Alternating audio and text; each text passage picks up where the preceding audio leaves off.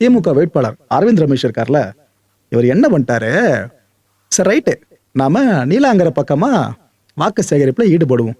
அதுவும் விஜய் அவர்கள் வீட்டுக்கு அருகில வாக்கிங் போயிட்டு இருப்பாங்களே, அவங்க கிட்ட வாக்கு சேகரிப்புல ஈடுபட்டாருங்க. இது போல வினோதமான நூதனமான வாக்கு சேகரிப்பும் இங்க நடந்திருக்கு. ப்ரோ, வாக்கு சேகரிப்புன்னு வந்துட்டா எங்க பவுண்டரி? எல்லா இடத்துலயும் போய் கேட்கலாமான்னு கேட்டீங்கன்னா அது கரெக்ட் தான். ஆனா தமிழ்நாட்டு அரசியல்ல இப்ப எந்த அளவுக்கு கலைபுரம் மேல போயிட்டு இருக்கு, டிஎம்கே வர்சஸ் டிவிகேன்னு எந்த அளவுக்கு கள சண்டை போய்கிட்டு இருக்கு, ஃபுல்லா பாத்துக்கிட்டு இருக்கோம்.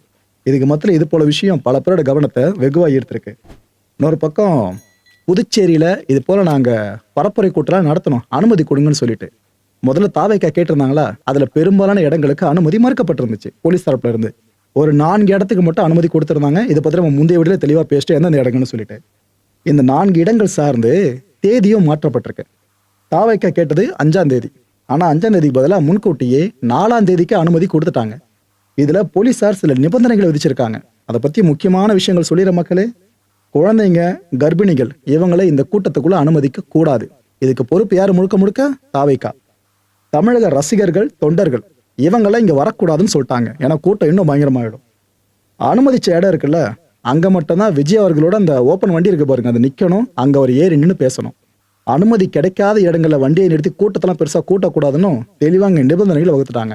இந்த கண்டிஷன்ஸை மீறும் பட்சத்துல திருப்பி அனுமதிலாம் கேட்க முடியாதுங்க. அதுக்கப்புறம் ரொம்ப இழுக்க ஆரம்பிச்சிருவாங்க.